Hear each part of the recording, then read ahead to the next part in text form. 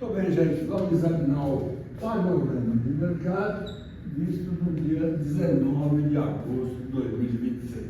Eu sou o professor Securato, professor titular da FEUSP, aposentado, já me aposentado, cada idade, mas ainda professor da PUC de São Paulo, FEUSP e FEAPUC. Então, fui titular das duas faculdades.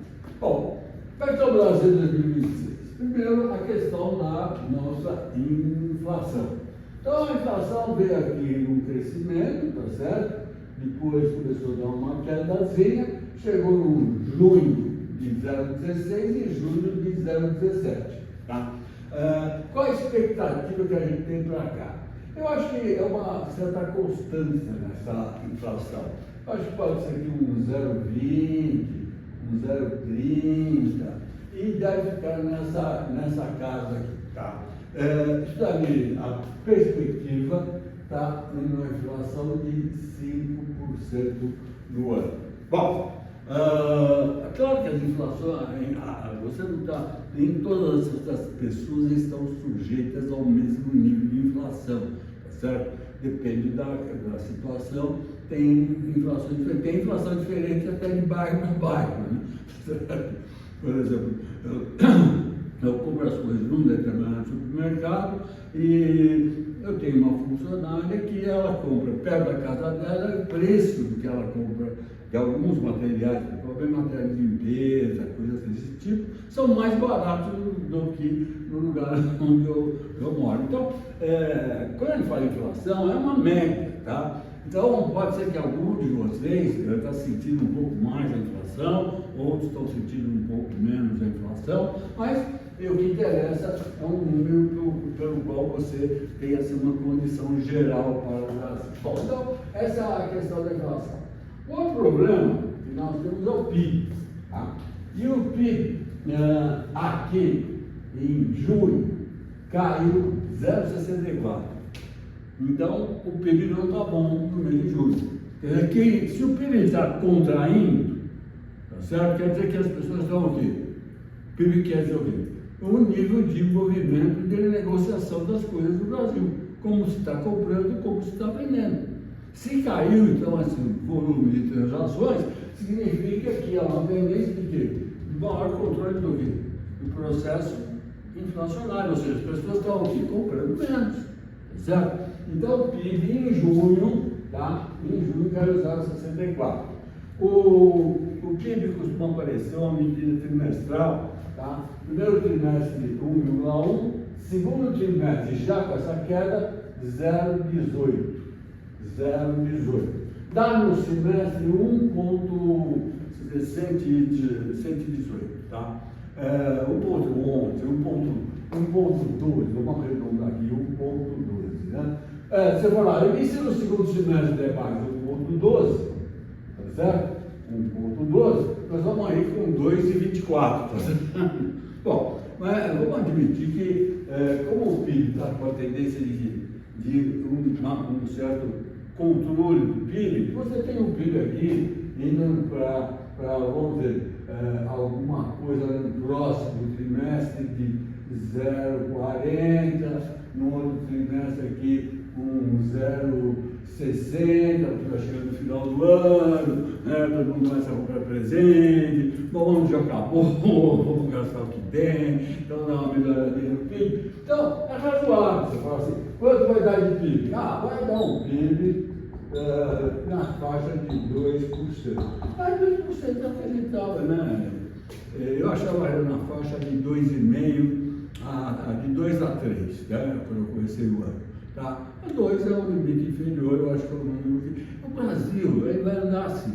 Tá? Pode entrar João, pode entrar Pedro, para nome do governo, não existem grandes mudanças. Por quê? Porque todo o nosso plano, a nossa indústria, como é que está? Os serviços, como é que estão? E o agro, como é que está? Não há grandes mudanças para os próximos anos no que se diz respeito. O agro vai bem. Deve continuar indo bem, nos próximos 4 anos deve continuar indo bem. Pode ter problema? Pode. Há uma tendência de problemas se a gente resolver problema de fertilizantes. Outro problema é até quando a China vai comprar, né, soja de monte da gente. Não, a China está com ideia de, eu preciso plantar um pouco de soja aqui. Se eu plantar um pouco de soja aqui na China, eu vou deixar de comprar de alguém. Então, o pessoal do agro precisa começar a ficar esperto, achar o quê? Novos mercados, tá certo? Não vai dar para vender para os Estados Unidos, né? Também tem muita soja. Bom, então, no agro ainda continua no processo de crescimento. A nossa indústria é um problema, ela vem caindo, todo o PIB da indústria vem caindo, tá? E não vejo, assim, como a gente industrializar mais no Brasil. Acho que nós temos que partir para um novo tipo de indústria.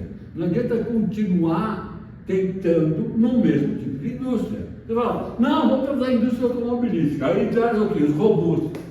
Né? Os americanos, o Trump falou assim, não, quero que a indústria volte para os Estados Unidos. Ela volta para os Estados Unidos, vai fazer Detroit outra vez, as grandes fábricas de automóveis do mundo, mas quem vai para trabalhar? Vai estar robô. Ou seja, não quer dizer que você vai botar o quê? Você vai botar pessoas para fazer isso. Com a inteligência artificial, esse problema vai continuar. Mas é o mesmo que aconteceu na primeira revolução industrial. O cara trabalhava 16 horas por dia. 16 horas por dia. Certo? Aí veio a revolução industrial. Veio a primeira revolução. Máquina a vapor. Mandou embora um monte de cara. Mas o cara também parou de trabalhar 16 horas, né? Foi trabalhar 12 horas até chegar ao que é hoje o razoável de 8 horas. Certo? Talvez a gente vai ter que trabalhar só 6 horas por dia, porque é muito desagradável, né? Porque vem a IA, vem o robô, vem um monte de gente, né? Fazer o trabalho que era feito pelas pessoas. Então é razoável que a gente comece a pensar, né, em trabalhar menos. Tá?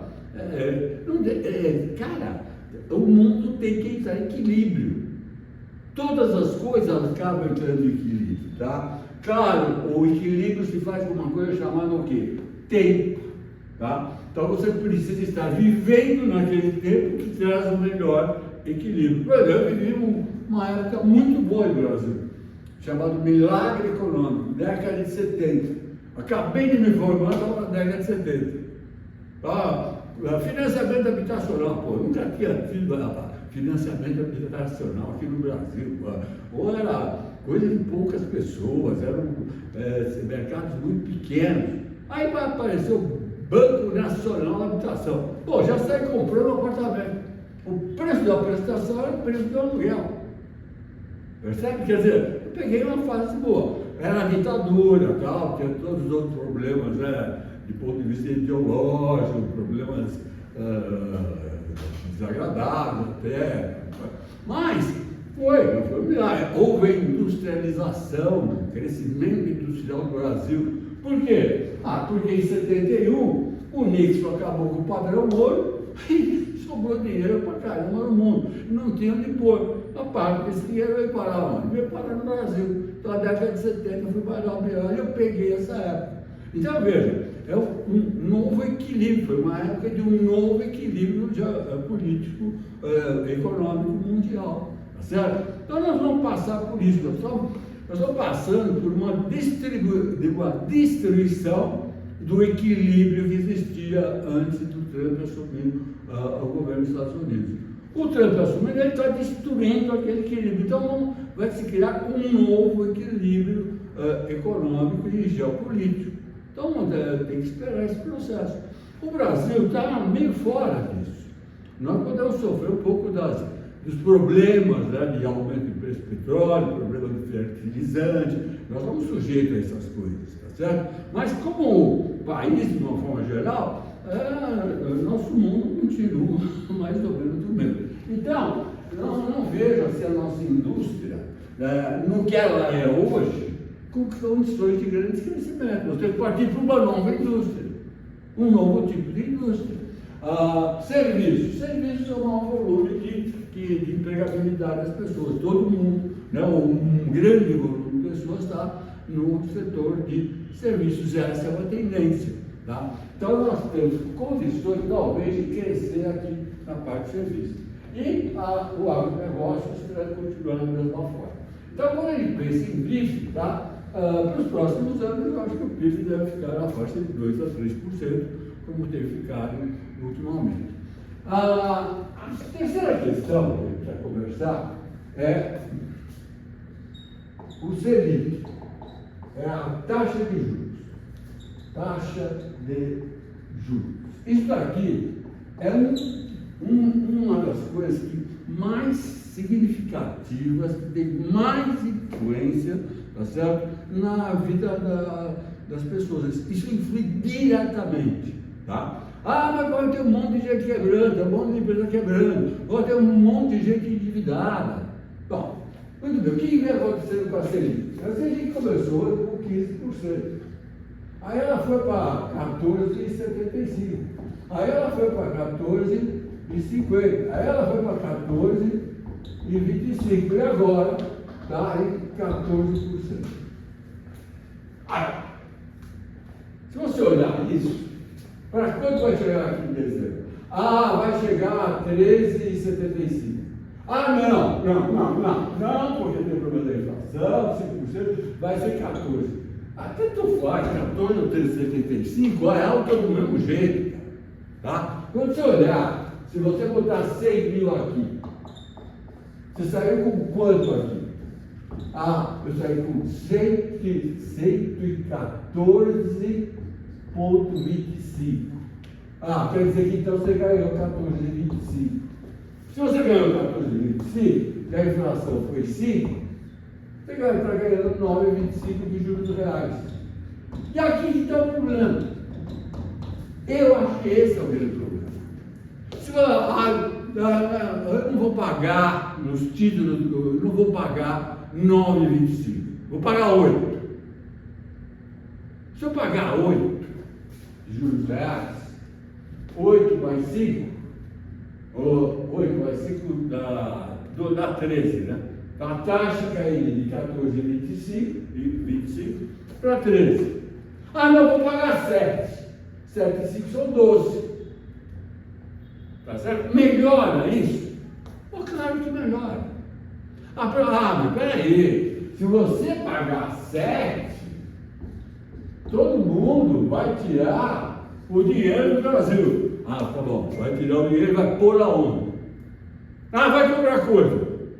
Vai comprar o quê? Imóvel? Vai comprar o quê? Vai investir em ações? Vai comprar o quê? Vai fazer nada, 7 ainda é uma boa taxa, tá? Essa taxa de juros, no fundo, ela deveria representar qual é o risco que o país significa. Os juros reais deveria significar quanto de risco tem. Tá bom, agora vai ter eleição, quem é pro Lula acha que se o Flávio entrar é um risco. Quem é do Flávio acha que se o Lula ficar é um risco. Tá? Mas não precisa ser 9, precisa ser 9, 25. Qualquer um dos dois, se pagar 7, vai dar no mesmo. Tá? Para ter uma ideia, houve um leilão de títulos do governo. O Banco Central pega o título do Tesouro e faz o leilão. Tá? Captou 5,19 bi. Tá? Então, o que é isso? Ele tinha que pagar uma parte da dívida e a dívida está aumentando, né? Então ele teve que fazer o quê? Ele teve que captar. Então captou 5,19 bilhões de reais, certo? Captou 60% disso por 45 anos, 30% disso por 10 anos e 10% disso por 30 anos. Olha as taxas: 8,12, 7,8, 7,5. Essas taxas. Não é o 9,25, Quer dizer, o cara tem que estar tomando dinheiro para 30 anos a 7,5, Quer dizer, ele acha o quê? Ele acha que vai melhorar lá. Se está no nome, olha, a gente fica hoje, está tudo terrível. Ah, mas no futuro vai melhorar. É, no futuro vai melhorar. Ah, põe aqui a 7,5. Põe aqui a 7,5. Com o ciclo de inflação, são 12,5. Pronto. Você põe a taxa desse número. Ou você vai melhorar toda a situação de crédito do país e não vai mudar absolutamente nada. Provavelmente essas taxas vão até o quê? Até cair. Tá claro? Só para ter uma ideia dessa questão, né? Porque todo o problema é o tamanho da dívida que a gente tem aqui no Brasil. A 82,9. Até outro dia era 78, tá? Agora já é 83,9. Agora, a dívida líquida é de 68%, tá? O que é a dívida líquida? A bruta é quanto eu tenho a pagar, a líquida é quanto eu tenho a pagar, menos quanto eu tenho a receber. Então, 67%, 68%. Bom, mas vamos ficar com a dívida bruta, só para ter ideia. Eu fiz aquela tabelinha, vocês verem, tabelinha engraçada. Olha aqui, no Japão, a dívida é da faixa de 250 do PIB japonês. 250. A taxa de juros deles é 1,5. Já por aí, se quiser aplicar em título do governo, o quê? Japonês, estou pagando 1,05. A inflação está em 1,9. Quer dizer que está pagando o quê? Juros o quê? Reais. Então a situação do Japão é a seguinte: está com dinheiro aí? Estou. Quer deixar na sua casa? Fica com dinheiro na sua casa. Você acha que você está com medo de deixar o dinheiro em casa? Compra título do governo. E eu cobro para guardar para você o teu dinheiro, tá? Cara, é assim. Ou seja, existe lá uma poupança. E o japonês não tem onde colocar o raio do dinheiro. Tá? Não tem onde colocar. Conclusão: 250% do PIB. Pega o tal dos Estados Unidos. A dívida americana está em 120, estava em 120, estava em 115, foi para 120, está em 123% do PIB. É um PIB de 31 trilhões, mais 20%. Mais 6 trilhões. Então, são 37 trilhões de dólares de dívida. Tá? Taxa de juros está em 3,75. Já faz 3,5, 3,75. Inflação 3,5 mais 0,25. Esse mais 0,25 aqui é relativo, tá? Talvez esteja pagando até um pouco menos que 3,75. Então, o juro é alto. Pega o Reino Unido, 94% do PIB aqui. Tá? E taxa de juros 2,28, inflação e juros reais negativos. Por quê? Porque o problema é o mesmo.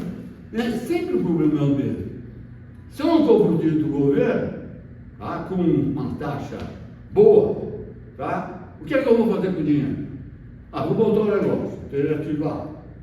Né? Vou investir num outro país. Né? Uma alternativa. Tá certo?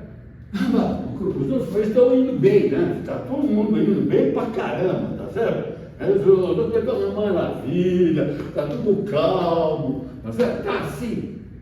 Não está, cara. Não está. Quer dizer, não tem nada muito diferente do que está acontecendo no Brasil. Aliás, né, é pior, né?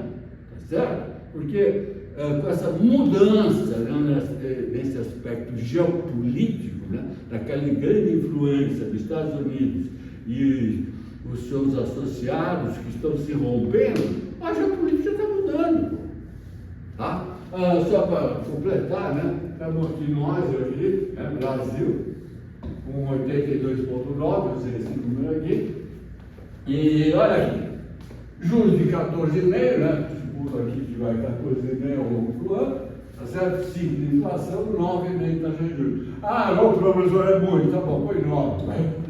Acho que fica melhor. É grande, é muito alto, gente. Só tem um país que tem taxa de juros mais ou menos desse tipo. É a Rússia. Paga 14 de taxa de juros com inflação de 6. 7 de juros real. Tá? A zona do euro tem aqui uma média de 87% de dívida do PIB, juros 2,4%, e aqui estaria também uma taxa negativa. O problema da zona do euro é que há inflações diferenciadas em vários países. Mas só como um tempo, para vocês terem ideia de dívida, a Itália tem 135% da dívida em relação ao PIB. A França 115%, a Bélgica 115%. Então, esse número, dívida, PIB, e nós ficamos toda hora falando, vai quebrar, o fantasma. Vamos tomar cuidado. Primeiro que nós não podemos esquecer de 2020, teve a Covid. A Covid acabou em 2022. Nesses 2 anos, todo mundo emitiu. Passa na lojinha e leva 600 pau aqui no Brasil. Os Estados Unidos passa na lojinha e leva $1.000. Por quê? Porque o cara tem que ficar em casa e ele tem que... Conclusão, emitiu-se dinheiro. Então, nós estamos há 4 anos disso. Toda essa massa de dinheiro que foi emitida no mundo todo. Essa massa de dinheiro, tá? ela não tem muito para onde ir. Por isso que, naturalmente, ela vai para onde? Para os títulos públicos. Ela vai para os títulos emitidos pelo governo. Por quê? Qual a alternativa que você tem? Eu tenho aqui uma nota de 100, tá certo? Essa nota de 100 é emitida por quem? Quem fabrica ela? O governo. Qual é a minha alternativa? Comprar um título do governo. A pior, a coisa mais... Ele tem dinheiro, ele tem um título emitido pelo governo, é a mesma coisa. É o mesmo tipo de risco. Tá certo? Então você compra o título do quê? Se está pagando 9 de juros reais, é uma festa. Você me convida para montar um negócio. Você tem dinheiro, eu tenho um dinheirinho guardado para uma poupança de anos aí. Tá. Vamos montar um negócio? Tá brincando, cara. Eu vou ter que montar um negócio que dê mais que o quê? Veja, vou montar um negócio. Quanto é o I de um negócio? É o I que eu ganho sem fazer nada, a taxa livre de risco, tá? Mais o I do risco do negócio. Quanto é que eu ganho sem fazer nada?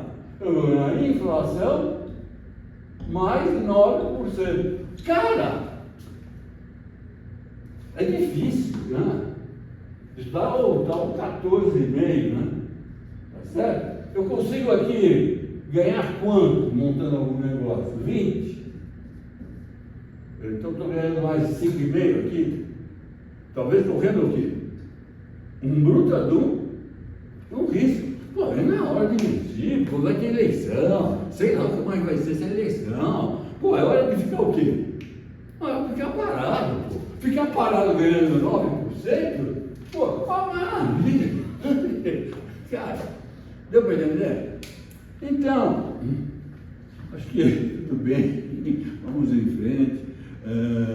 Acho que o Brasil ainda é um país que as coisas vão continuar mais ou menos como estão, tá? Não vejo assim grandes perspectivas de mudança para os próximos 4 anos, tá? A gente tem que esperar aqui toda uma mudança de processo industrial para a gente voltar a crescer e, se a gente quiser crescer em serviço, nós temos que fazer serviço para fora, porque a maioria do nosso serviço é o quê? É autoconsumido aqui dentro. Nosso crescimento de serviço é interno. Então, vamos ter que achar um jeito de exportar serviço, tá certo? Então, é isso que eu tinha para falar para vocês hoje. Boa semana aí. Um abraço.